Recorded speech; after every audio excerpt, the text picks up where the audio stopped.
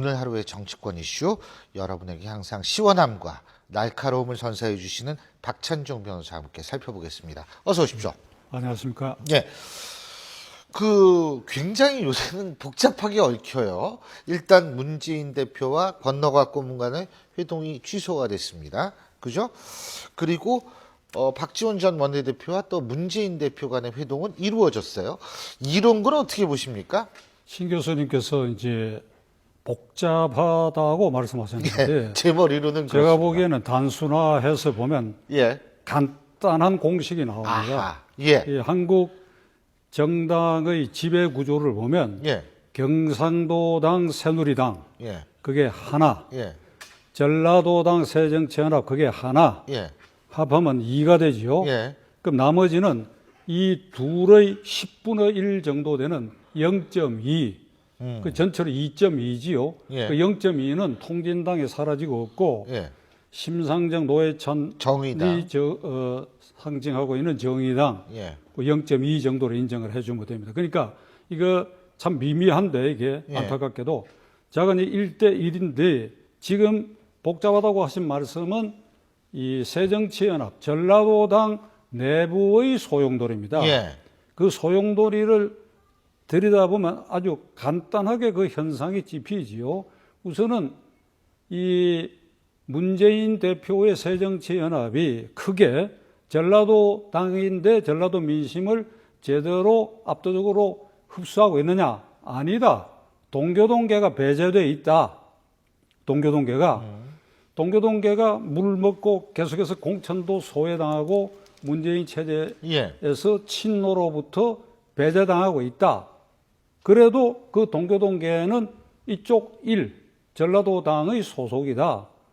그리고 그 좌장인 권노갑 고문을 비롯해서 동교동계는 김대중 대통령을 철저히 추종했던 가신그룹을 말하는 것입니다. 여기에 이 박지원 의원은 동교동계 원조에 속하지 않아요. 동교동계 반계입니다. 그 다음에 천정배, 정동영도 동교동계가 아니에요. 동교동계 반계입니다. 반계라는 뜻은 김대중 대통령에 의해서 발탁이 됐을 뿐이지 지금 말하는 동교동계가 아니다. 그럼 이 소용돌이는 문재인 친노와 동교동계가 어깃장 낳는 것.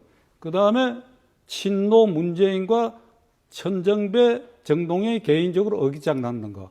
요렇게만 보이면 되지요. 요렇게 빤히 들여다보면 이제 뭐 만나려고 하다가 안 만나고 했다. 이제 그러는데 잘 만나지면 천정배, 정동영이 물 먹을 가능성이 있고 이게 잘 동교동계하고 친화적으로 잘 안 되면 새정치연합의 선거 결과는 예상보다도 나빠질 수 있다. 이렇게 간단히 보면 되지요. 근데요, 솔직한 얘기로 이게 저는 복잡하다고 본 게, 예를 들면은 동교동계와 이 친노 간에 있어서의 그 어떤 감정적인 앙금이라는 거는 대북송금 특권, 노무현 정권 들어서자마자 했던 대북송금 특권부터가 시작이 돼가지고 그 이후에 공천 학살이라고 주장하는 그런 일도 있었고요. 그 다음에는 바로 최근 같은 경우에는 박지원 전 원내대표와 문재인 대표 간에 있어서의 당대표 경선에 있어서의 온갖 잡음들, 여기서도 감정 악화가 있을 수 있고, 바로 최근에는 관악을에서 김희철 전 의원과 정태호 후보 간에 있어서의 경선에서의 또 김희철 전 의원의 어떤 감정적인 이런 게 복합적으로 작용을 해서 지금 이제 이렇게 갈등이 된 거 아니냐. 그래요. 그러니까 이쪽 반대편에 말이죠. 예. 경상도당, 새누리당을 보면 현재 표면상 조용한 것 같아도 자원외교 국조로 둘러싸고 그 안에 친박, 친이의 그 안에 앙금이 있고 거기도 있어요. 공천학살이라는 단어가 반드시 등장했었죠. 그러니까 그게 정도 문제인데 이쪽은 지금 재보선을 앞두고 동교동계와 문재인 친노 간의 그 말하자면 앙금이 크게 이쪽 새누리당 쪽보다 크게 부각됐을 뿐이지 그 바탕은 어디까지나 비슷하다. 전라도 당의 범위 안에서 있는 소용돌이일 따름이다. 그리고 이제 또 아까 정동영 전 장관과 천정배 전 장관 그리고 권노갑 고문 간에 있어서의 악연은 정프운동까지 거슬러 올라가지 않습니까? 그러니까 이게 진짜 얽히고 설켜 있다라고 그래서 저는 그러니까 생각을 하거든요. 정동영 그 전 장관하고 천정배 전 장관의 경우에는 친노지요. 예. 그 밑에서 장관하고 누릴 걸 다 누렸습니다. 그런데 이번에 놀라운 것은 정동영 전 장관이 이렇게 얘기를 해요.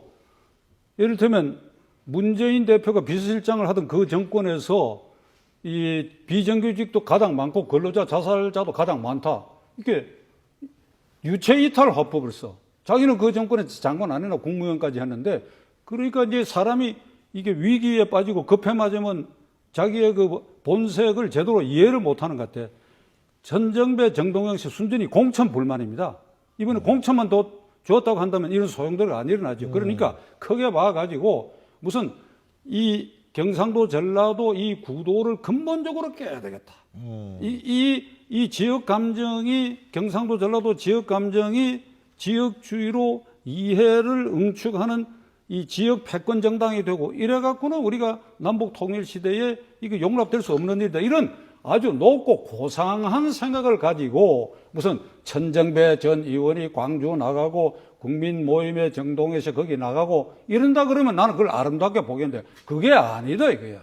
그게 아니고 전라도 당 내부의 소용돌이고 순전히 개인적인 욕구와 욕망이 충족 안 되고 공천이 안 되니까 일어난 파동이니까, 이걸 아주 뉴스화해서 국민의 시야를 이렇게 사로잡고 하는 거, 이것은 내가 보기에 국력 낭비고 대단히 불행한 사태라고 생각합니다. 그 어떻게 그러면 그게 봉합이 될 수 있으리라고 보세요?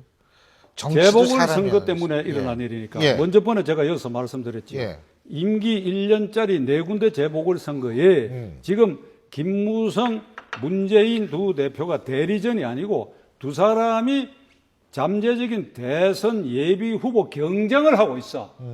이 사람들이 이 무대에서 경쟁을 해갖고 황당무계한 공약들을 지금 남발하고 있잖아요. 지금 그거 여쭤볼게요.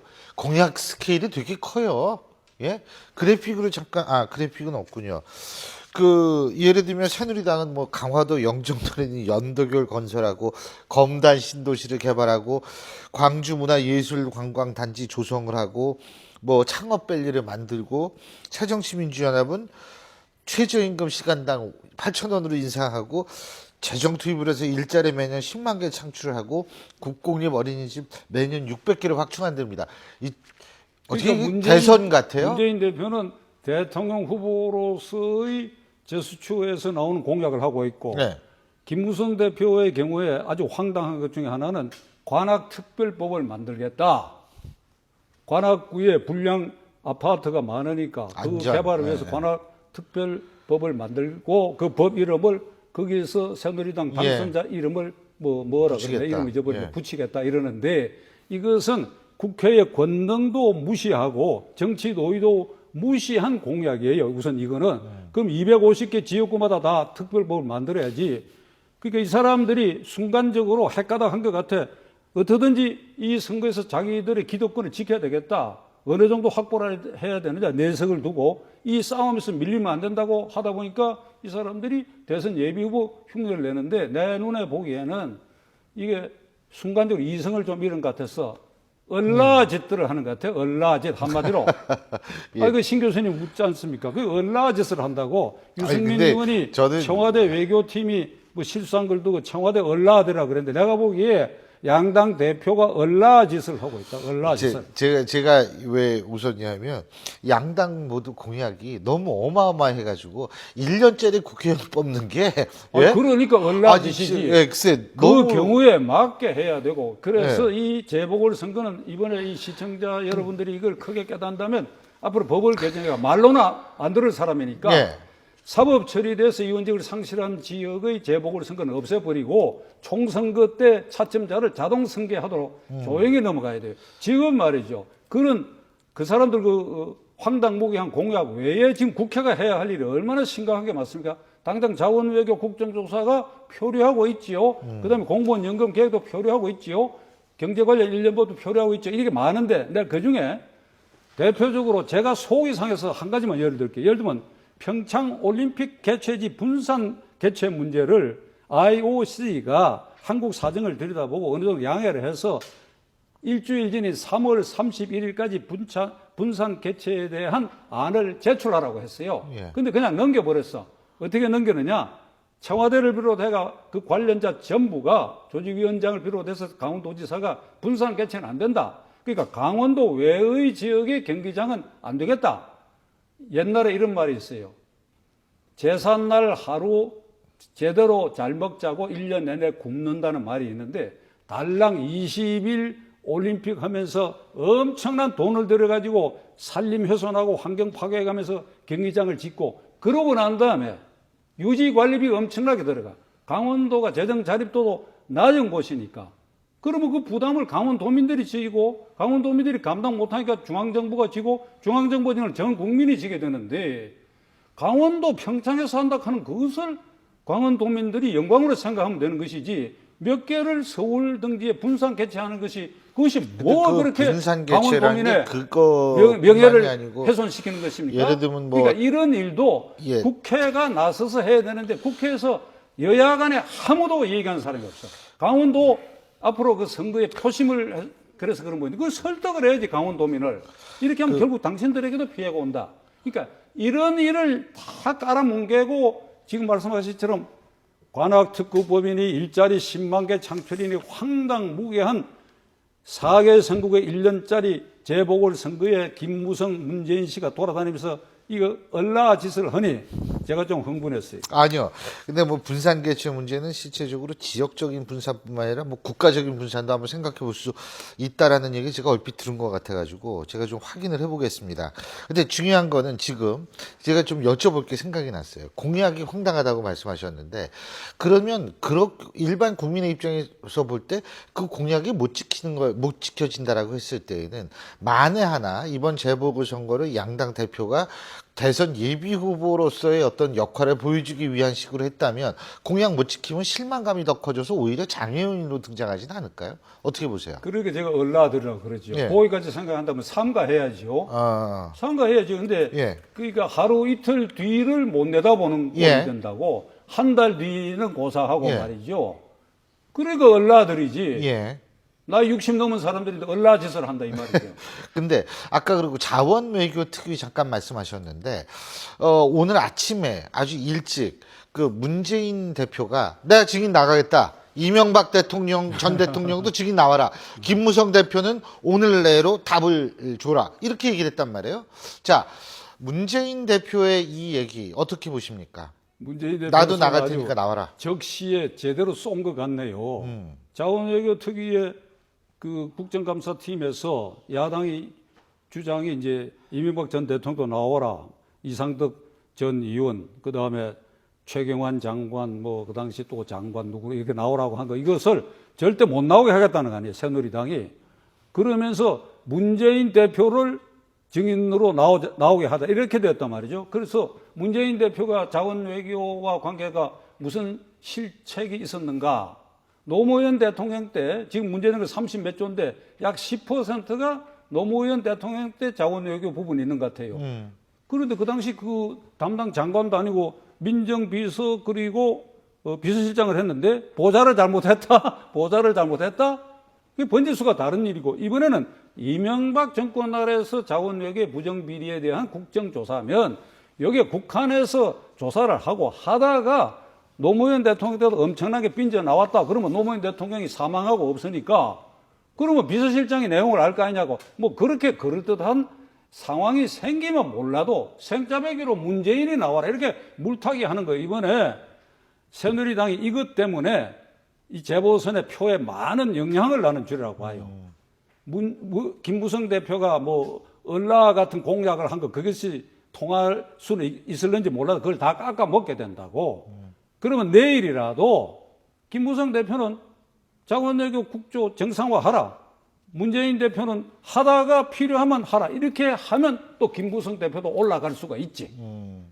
근데 어쨌든 이명박 전 대통령의 증인 출석이 필요하다고 보시는 거예요, 그렇다면? 필요합니다. 예. 회고록에서 자기는 아무 잘못이 없고 예. 다 성공적이라고 했으니 예. 이왕 야당이 증인 신청을 했으니까 나와서 육성으로 얘기를 하라 이거죠. 전직 대통령을 왜 성역에 이렇게 모시려고 합니까?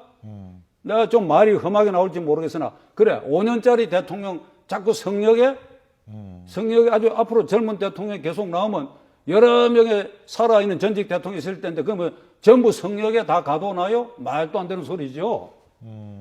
왜 성역에 가둬둡니까?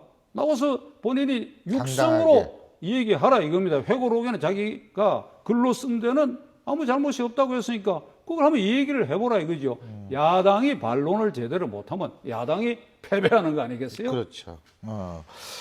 그렇군요. 알겠습니다. 그리고 지금 홍준표 오늘 그 제가 아까도 말씀을 드렸습니다만 서울 모 고등학교의 교감이 이제 그 좀 부적절한 방식의 급식비 납부 독촉이 이루어졌다는 의혹이 제기가 돼서 서울시 교육청이 지금 조사를 나가고 있는데 어쨌든 이것 때문에 또 이 무상급식 얘기가 많이 나올 것 같습니다. 근데 무상급식하면 홍준표 경남지사가 지금 일종의 트레이드마크가 돼버린 것 같은데 이 무상급식 지금 본인의 SNS에 무상급식을 지원하는 사람들 중 일부가 종북 세력이다.